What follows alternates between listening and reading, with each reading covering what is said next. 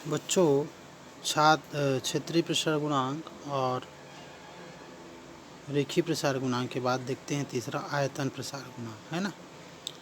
किसी वस्तु के आयतन में वह प्रसार जो वस्तु के एकांक आयतन का है ना, यदि एकांक आयतन का हम ताप बढ़ा दें, जैसे ये वस्तु दिख रहा है आपको, इसका यदि एकांक आयतन का ताप है ना कितना बढ़ा दे, 1 सेंटीग्रेड बढ़ा दे, तो इसका आयतन प्रसार गुणांक कहलाता है ना। यही जो है आयतन प्रसार गुणांक कहलाएगा और इसे गामा से प्रदर्शित करते हैं। तो आयतन प्रसार गुणांक क्या हो जाएगा, आयतन में वृद्धि ने डेल वी, प्रारंभिक आयतन वी, और जैसे ऊष्मा देंगे है ना तो टेम्परेचर बढ़ेगा तो डेल टी। तो इस प्रकार उस ताप में वृद्धि कितना हो जाएगा बच्चों, 3 गुना करेंगे तो गामा है ना, ब्रैकेट में वी इंटू डेल टी है ना। इसको आयतन में वृद्धि बोलते हैं। डेल वी यानी आयतन में वृद्धि है ना, ये गामा यानी आयतन प्रसार गुणांक गुणित वी यानी प्रारंभिक आयतन गुणित डेल टी यानी ताप में वृद्धि। गामा का मात्रक भी जो है सेंटीग्रेड जो है होता है। अब देखते हैं बच्चों, ये छल्ला है ना, जिसकी क्रियाकलाप एक दिया है समझाने के लिए। इसमें क्या बोल रहा है, आयतन प्रसार गुणांक रेखीय प्रसार गुणांक का तिगुना होता है, यानी गामा से इक्वल टू 3 अल्फा। अल्फा ने रेखीय प्रसार गुणांक। क्रियाकलाप 5 देखते हैं, इसको समझाने के लिए बता रहा है। छल्ला और कील की बात करें,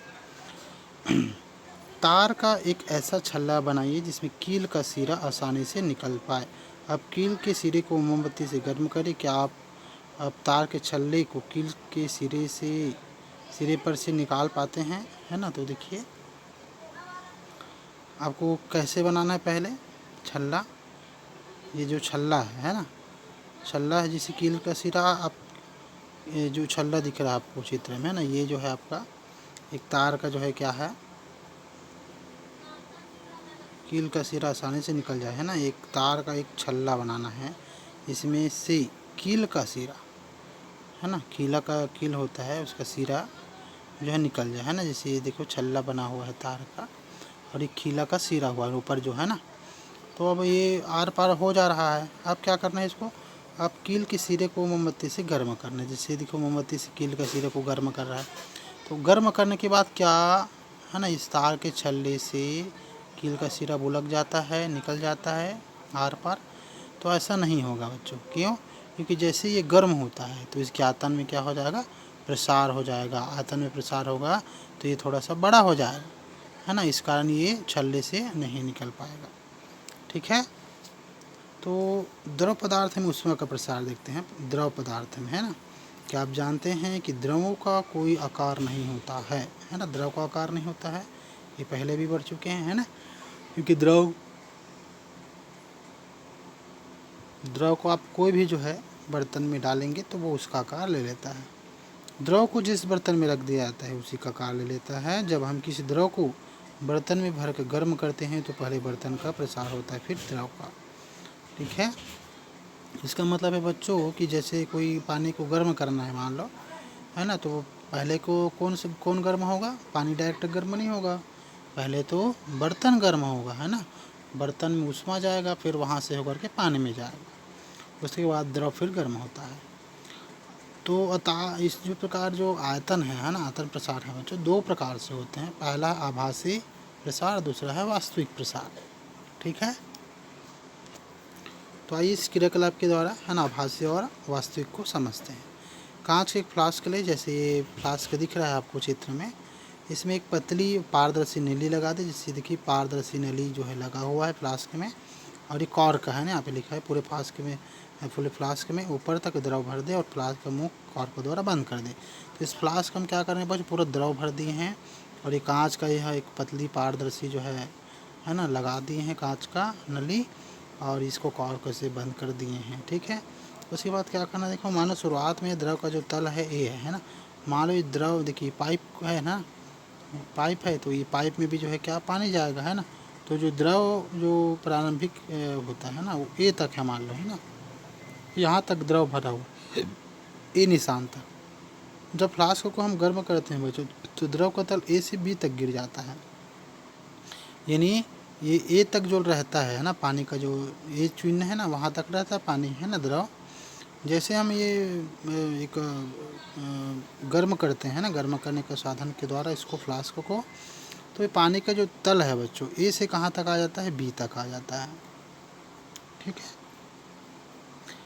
ए से बी तक आ जाता है और फिर बी से सी तक बढ़ जाता है, यानी ए से बी तक पहले गिरेगा तल इसका, है ना, उसके बाद फिर कहाँ चला जाएगा, बी से सीधा सी में चला जाएगा, जैसे चित्र में दिख रहा है। तो ये क्यों होता है, तो देखिए समझते हैं क्यों होता है ऐसा। गर्म करने पर सबसे पहले उष्मा जो है फ्लास्क को मिलता है बच्चों, जैसे ये है ना गर्म करने का साधन है, इससे उष्मा देंगे, है ना। तो सबसे पहले ये जो बर्तन है फ्लास्क है ना, उसका क्या होगा, प्रसार होगा, उष्मा इसी को पहले जाएगा, है ना। तो उसमें इसको जाएगा तो क्या होगा बच्चों, फ्लास्क का तो फैलेगा ये, है ना। फिर पानी का स्तर नीचे गिरेगा, फैलेगा ही नहीं, इसको ये बड़ा हो गया थोड़ा सा, तो बड़ा होगा तो पानी का तल कहाँ आ गया, नीचे आएगा, तभी जो है ए से बी तक आता है ना। ये फैलेगा, ज़्यादा जगह मिल जाएगा पानी को तो वो नीचे आ जाएगा, है ना। इसके बाद जो है अब ये फ्लास्क में चला गया उष्मा, है ना, तो फैल गया, आयतन प्रसार हो गया।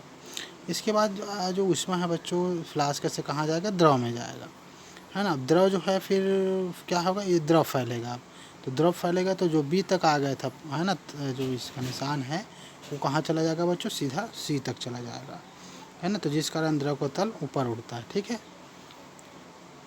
तो देखिए एक बार और समझा देता हूँ। सबसे पहले फ्लास्क को गर्म करेंगे, है ना। पहले जो द्रव का निशान कहाँ तक है बच्चों, पाइप में ए तक, है ना। जैसे ही गर्म करते हैं फ्लास्क को तो इसका आयतन प्रसार होता है बर्तन का, यानी फ्लास्क का, तो द्रव नीचे आ जाता है, ए से बी तक आ जाता है। उसके बाद जो उष्मा है बच्चों फ्लास्क से किस में जाएगा, द्रव में जाएगा, तो द्रव का प्रसार होगा, तो द्रव का प्रसार होगा तो है ना इसका आयतन बढ़ेगा पानी का, तो ये बी से तल कहाँ चला जाएगा, सी तक जो है चला जाता है। ठीक है, समझ आ गया होगा अच्छे से आप लोगों को। तली ए बी सी का मान आपको नोट करना है। हम देखते हैं कि द्रव का आभासी प्रसार ए से सी तक है, लेकिन वास्तविक प्रसार बी से सी तक ही है बच्चों, है ना। बी से जो सी तक होता है वही वो उसका वास्तविक प्रसार है, ए से जो सी तक जाता है वो आभासी होता है।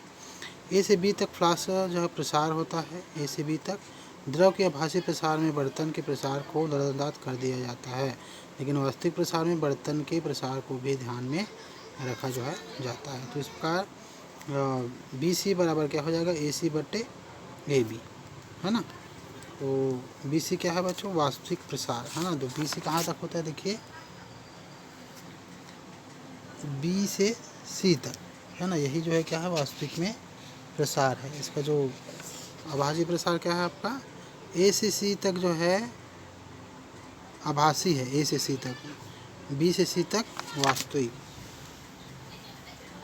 तो जो बी से सी तक होता है यही जो है बच्चों वास्तविक होता है, ए से सी तक जो होता है ना, वो जो है आपका आभासी है। ठीक है, तो इस प्रकार जो है ऐसा क्यों होता है, देखिए यहाँ पे जान लीजिए थोड़ा सा। अन्य द्रवों की तरह पानी भी गर्म करने पर फैलता है, देखिए फैलता है ना, यानी आयतन प्रसार होता है, तभी तो वो बी से सी तक चला गया गर्म होने के बाद। लेकिन नैसर्गिक बात यह है कि यह 0 सेंटीग्रेड से 4 सेंटीग्रेड बीच नहीं फैलता है। जब इसका ताप 4 सेंटीग्रेड से ऊपर जाएगा बच्चों तभी ये फैलेगा। तो इसी के कारण क्या होता है कि ठंडे प्रदेश में जलीय जीवन सुरक्षित रहता है। पानी की ऊपरी सतह का ताप यदि 0 सेंटीग्रेड से भी कम हो तब भी तालाबों के निचले तल तक 4 सेंटीग्रेड रहता है, जिस कारण जल जीव को कोई परेशानी नहीं होती है। ठीक है, इसलिए जो है अंदर का ताप ज़्यादा होता है, 4 सेंटीग्रेड होता है बच्चों बर्फीली इलाका में, है ना। तभी वो जो है उसका जो जलीय जीव है ना वो सुरक्षित रहता है अंदर में, भले ऊपर जो है बर्फ़ जम जाए, है ना, लेकिन अंदर जो तली है तालाब का, है ना, वो 4 सेंटीग्रेड रहता है ताप उसका, तभी जो है जलीय जीव सुरक्षित रहता है। अब देखते हैं बच्चों गैसें में प्रसार जो है किस प्रकार होता है। गर्म करने पर गैसों का प्रसार ठोस और द्रव की तुलना में अधिक होता है। गर्म करने पर क्या होता है बच्चों, गैसों का प्रसार ठोस और द्रव की तुलना में अधिक होता है। क्यों, क्योंकि जो गैस होता है ना, गैस जो है उसका जो घनत्व है बच्चों, है ना, वो जो है ठोस और द्रव की तुलना में ज़्यादा होता है ना, घनत्व कम होता है, सॉरी, है ना। इसलिए इसमें ज़्यादा प्रसार होता है। सबसे ज़्यादा घनत्व जो है ठोस का होता है, उसके बाद द्रव का, और सबसे कम जो घनत्व बच्चों गैस का होता है। गैसों में भी द्रव की ही तरह केवल आयतन प्रसार संभव है, गैस में भी, है ना। ये प्रसार दो प्रकार से होता है। नियत दाब पर, यदि किसी नियत दाब पर गैस का ताप बढ़ाया जाए तो वह गैस का आयतन बढ़ेगा। इस प्रकार जो है प्रसार गुणांक को आयतन प्रसार कहते हैं बच्चों, है ना। दाब बढ़ा दे गैस का, दाब यानी प्रेशर होता है ना। प्रेशर यदि गैस को दो, है ना, तो क्या होता है, आयतन प्रसार गुणांक होता है। किसी गुब्बारे को उष्मा देने पर उसके भीतर की हवा गर्म होकर फैलती है, यह गुब्बारे के बढ़ते आयतन से हम देख सकते हैं। तो किसी गुब्बारे को यदि उष्मा दे बच्चों तो क्या होता है, उसके भीतर जो हवा होता है वो फैलने लगता है ना। फैलने का जो फैलाव है वो कैसे देख सकते हैं, गुब्बारे के बढ़ते आयतन को हम देख सकते हैं। गैस का आयतन प्रसार गुणांक क्या हो जाएगा बच्चों, आयतन में वृद्धि, है ना, डेल वी, और वी यानी प्रारंभिक आयतन, डेल टी यानी ताप में वृद्धि। अब नियत आयतन, जब नियत आयतन पर गैस का ताप बढ़ाया जाए है तो गैस का जो है दाब क्या होता है बच्चों, बढ़ जाता है ना। गैस का ताप बढ़ा दी, यानी ताप बढ़ने से क्या होता है बच्चों, दाब बढ़ता है। इस प्रकार के प्रसार गुणांक को दाब प्रसार गुणांक कहते हैं, है ना, क्योंकि ताप बढ़ा रहे तो जो है दाब बढ़ रहा है तो दाब प्रसार गुणांक हो जाएगा। जैसा कि आपने कुकर में देखा होगा, गर्म करने पर कुकर की सीटी बजती है और सीटी में से भाप जो है निकलता है, यानी गैस का ताप बढ़ा रहे हैं तो ताप बढ़ाने से क्या होगा, दाब जो है बढ़ेगा, और इसी दबाव के कारण वो सीटी से, है ना, सीटी जो है बजता है इसका भाप कुकर का। इसलिए यह होता है क्योंकि नियत आयतन पर कुकर के अंदर दाब बढ़ता है। तो गैस का दाब प्रसार गुणांक है, दाब में वृद्धि यानी डेल पी, पी यानी प्रेशर, पी यानी एक्चुअल जो प्रारंभिक प्रेशर है, दाब है वो, डेल टी यानी ताप में वृद्धि। ठीक है। तो क्रियाकलाप द्वारा छोटी सी जो है ना, क्रियाकलाप द्वारा समझते हैं। कांच की एक छोटी सी खाली बोतल ले, मुंह पर पानी की कुछ बूंदें डाल दीजिए, मुंह को सिक्के से ढक दे। अब हाथों को आपस में रगड़ कर गर्म करें। आधे मिनट के लिए बोतल को हाथ से पकड़े रहे। आपको सिक्का नाश्ता नजर आएगा। सोचिए ऐसा क्यों होता है, यह गैस का किस प्रकार का प्रसार है, तो नियत आयतन पर प्रसार या नियत दाब पर प्रसार, कौन सा है ये, है ना, आयतन पर प्रसार या नियत दाब पर प्रसार। क्या बोल रहे हैं बच्चों, कांच की छोटी सी खाली बोतल लेना है कांच का, मुंह पर पानी की कुछ बूंदें लगाएं और मुंह को सिक्के से जो ढक ले। तो आपको हाथों में रगड़ कर आपस में जो है रगड़ कर हाथों को, है ना, आपस में रगड़ के क्या करना है, आपको आधे मिनट के लिए बोतल को पकड़ना है, तो आपको सिक्का नाश्ता नजर आएगा, है ना। ऐसा ये बोले तो कौन सा प्रसार गुणांक हुआ, ये आयतन हुआ कि द्रव की दाब प्रसार गुणांक। अब भौतिक अवस्था में परिवर्तन देखते हैं। ऊष्मा मिलने पर पदार्थ की अवस्था एक रूप से दूसरे रूप में परिवर्तित हो जाती है।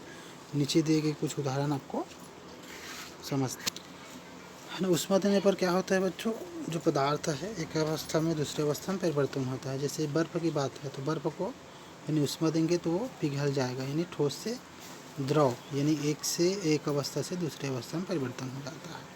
एक बर्तन में बर्फ़ के टुकड़े ले और थर्मोमीटर की मदद से इसका ताप नोट करें। जैसे जैसे आप बर्फ़ को गर्म करेंगे वह पिघलने लगेगा। उसका ताप नोट करते रहें जब तक कि बर्फ़ पिघल न जाए। अब इस पानी को और गर्म करते रहिए, तब ताप नोट करना है। यह पानी जो है वो उबलने लगा, उबलने के बाद भाप में परिवर्तन होगा, है ना। इसका ताप आपको नोट करना है। तो आपको अवलोकन करना, आपका जो अवलोकन है ग्राफ के द्वारा आपको दिखाएगा। देखिए ठोस है यानी बर्फ़ है, बर्फ़ को यदि हम ऊष्मा देंगे बच्चों तो ठोस से किस में बदलेगा, वो गलेगा, गलने के बाद द्रव में परिवर्तन हो जाएगा, है ना।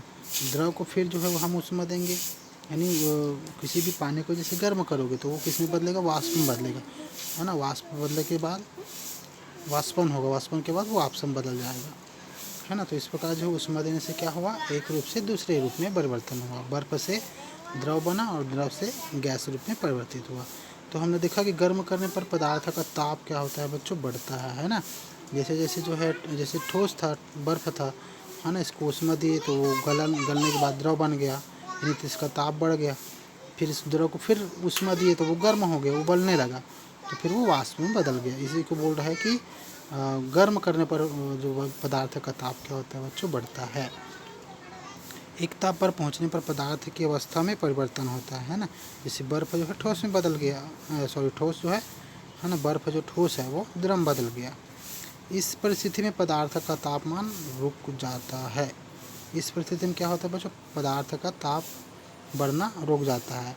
ऐसा इसलिए होता है क्योंकि गर्म करने पर प्राप्त की गई ऊष्मा ऊर्जा पदार्थ का ताप बढ़ाने की जगह अवस्था परिवर्तन में व्यय हो जाता है। यानी बच्चों ऊष्मा जैसे दे रहे हैं ना, तो वो ताप जो है बढ़ने लगता है, लेकिन जैसे एक अवस्था में दूसरी अवस्था में परिवर्तन होते रहता है तो ताप का जो बढ़ना है रुक जाता है, क्योंकि वो ताप है वो कहाँ खर्चा होता है बच्चों, अवस्था परिवर्तन में। चूँकि यह दी गई या पदार्थ से ली गई ऊष्मा ताप वृद्धि के रूप में दिखाई नहीं पड़ती है, क्योंकि उसका जो ताप है वो कहाँ लगता है, अवस्था परिवर्तन में लग जाता है। इसीलिए लगातार ताप नहीं बढ़ता है, इसलिए वो ताप की वृद्धि के रूप में आपको दिखाई नहीं देगा। इसलिए इसे गुप्त ऊष्मा कहते हैं, है ना। गुप्त ऊष्मा दो प्रकार का होता है। पहला होता है बच्चों गलन की ऊष्मा, है ना। जब एकांक द्रव्यमान के पदार्थों को ऊष्मा देने पर वह ठोस अवस्था से द्रव अवस्था में बदल जाता है ना। तो इस प्रक्रिया में दी गई ऊष्मा की मात्रा गलन की गुप्त ऊष्मा कहलाता है। क्यों? क्योंकि ये ऊष्मा जो है अवस्था परिवर्तन ये गलने में, है ना। जो जैसे बर्फ़ है तो बर्फ़ जो है गलने लगता है ना। तो गलने में जो है ऊष्मा खर्च हो जाता है, तो आपको ताप में वृद्धि नहीं दिखे, तो वही जो है गलन की गुप्त ऊष्मा कहलाएगा। गुप्त ऊष्मा को एल से जो है प्रदर्शित करते हैं। इसका मात्रा कैलोरी ग्राम, है ना, या कैलोरी प्रति किलोग्राम होता है। बर्फ़ की गलन की गुप्त ऊष्मा किलो कैलोरी या किलोग्राम होता है।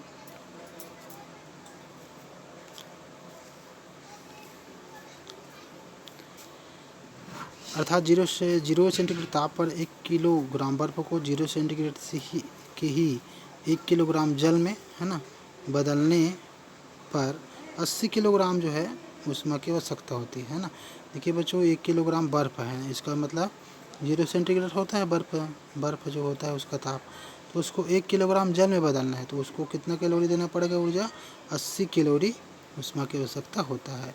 यदि किसी पदार्थ का द्रव्यमान m तथा गुप्त ऊष्मा L हो बच्चों, तो एक निश्चित ताप पर पदार्थ द्वारा दी गई या ली गई ऊष्मा के इक्वल टू ml होता है। L यानी इसका गुप्त ऊष्मा और m यानी द्रव्यमान। तो द्रव से ठोस में बदलने के समान बदलने के लिए, है ना, किसको बदलना है बच्चों, द्रव से ठोस में। जैसे मान लो पानी है तो उसको ठोस में बदलना मतलब बर्फ़ जो है क्या करेंगे, बर्फ़ हम परिवर्तन होगा, ठोस में परिवर्तन होगा, तो उससे हम क्या लेंगे, ऊष्मा लेंगे, नति देंगे, है ना। ऊष्मा लेंगे तभी ये द्रव जो है ठंड होगा। तो समान मात्रा में ऊष्मा पदार्थ से ली जाती है ना। ऊष्मा दिया जाता है या लिया जाता है बच्चों, है ना। जैसे बर्फ़ को पिघलाने के लिए ऊष्मा देंगे, है ना, तो वो पिघलेगा, लेकिन उसको पानी से, है ना, द्रव से यदि ऊष्मा हमको लेना है वापस, है ना, ऊष्मा लेंगे तब वो ठोस यानी बर्फ़ में बदलेगा। वाष्पन की गुप्त ऊष्मा देखिए, एकांक द्रव्यमान के द्रव्य को उसके एकांक क्वथनांक पर पूरी तरह गैस में परिवर्तित करने के लिए लगने वाले ऊष्मा को वाष्पन की गुप्त ऊष्मा कहते हैं। वाष्पन की गुप्त ऊष्मा, जैसे यहाँ पे गलन ऊष्मा था, तो यहाँ पे वाष्पन यानी वाष्प करने के लिए ऊष्मा दे रहे हैं, है ना, द्रव्यमान के द्रव को। तो द्रव को जो है सबसे पहले किस में बदलेगा बच्चों, वाष्प में बदलेगा, है ना, उसके बाद ही वो गैस में बदलता है। तो वाष्पन के लिए जो ऊष्मा दिया जाता है ना, उसको हम वाष्पन की गुप्त ऊष्मा कहते हैं। इस गुप्त ऊष्मा को एल से प्रदर्शित करते हैं। वाष्प से द्रव में बदलने के लिए समान मात्रा में ऊष्मा पदार्थ से ली जाती है बच्चों। तो इस प्रकार जो है ये जो अध्याय है वो आपका समाप्त होता है, और इसका जो नोट्स है मैं आप लोगों को भेज देता हूँ, उसको कॉपी में आपको नोट करना है, ठीक है।